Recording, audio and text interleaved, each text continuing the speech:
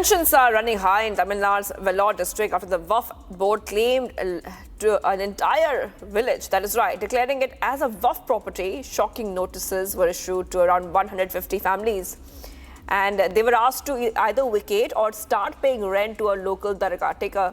In fact, this move has triggered so many protests and raised serious concerns about the alleged Waqf land encroachments, which you have been seeing in many states for the past few years. Take a look at this report. Tensions flared up in Vellore's Kattukollai village after 150 families received eviction notices from the Waqf board, declaring the entire village as Waqf land. The letter asked the villagers to either vacate the land immediately or start paying rent to the Dargah, warning of bulldozer action if they failed to comply. The frightened villagers approached the district collector, who has now ordered a full inquiry into the matter. Hindu Munani leaders, along with local residents, led a protest demanding immediate government intervention. It is a kind of a reform act, so to avoid all this kind of a conflict of interest. So now the people who are bringing those incidents or the claim about the property, now the people would realize that what our Honorable Prime Minister Modi ji is bringing this back only for the welfare of the people. As the situation escalated, the villagers approached to the collector, who assured a thorough inquiry into the matter. However, the head of masjid in the area said the villagers are already aware that the land belongs to the Waqf, and that the government records show that the land was claimed by Waqf in 1954. I have been hereditary Mutuli from the past 4 years. Actually, I have given a notice to the village peoples who are residing there in our Waqf.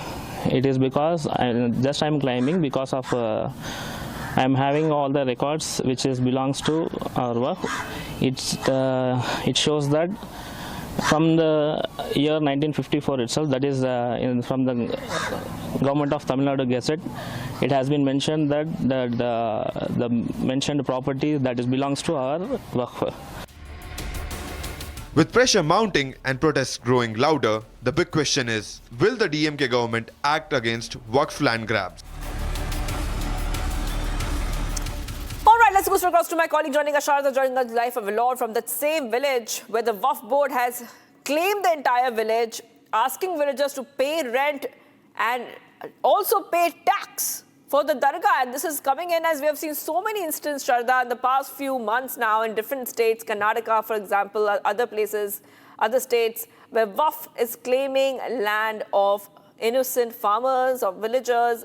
If you could take our viewers through the latest coming in, and what are the villagers saying? Have they spoken to you? What are they saying about this? Well, this is not the first village in Tamil Nadu that is being claimed by the Waqf board. After Tiruchendurai near Madurai, now this village called the Kattukollai near Vellore is being claimed as the land which is by the Waqf board in the state of Tamil Nadu. However, the state government is yet to react to these two claims made by the Waqf board. So we spoke to the people here yesterday, last night. So everybody is saying that they've been living here for almost 6 to 7 generations, and that the entire village almost has 120 families with around 150 people living here, and around these people have been living here for almost 6 to 7 generations, and that they've been paying property tax, water tax, electricity, and even taken pattas for particular lands from the government offices. However, now for the past 2 years, back in 2022, when Syed Saddam took over the masjid in this particular area, he had stopped any pattas to be given from the government office because he submitted a paper stating that following the 1954, the land was given to the Waqf board because of resettlements in this area, and that following which the land was completely under the masjid rules. And the people here know about this. Our people here state that though they knew that the land was belonging to the masjid, Syed's father, who actually owned the place, did not ask them for the rent or did not ask them to pay for tax. Now with Syed taking up the role as the head of the masjid, and with the new law coming in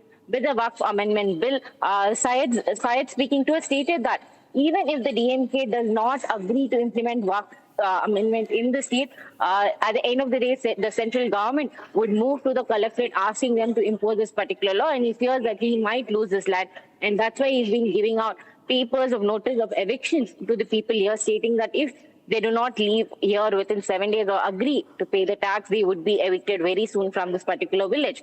However, what we can also notice is that the Hindu People Front leader speaking to us also said that Syed early registered his masjid in 2022 and he should have moved to the court directly and asked the government to have handled the people and not go door by door giving this eviction notices to the people here.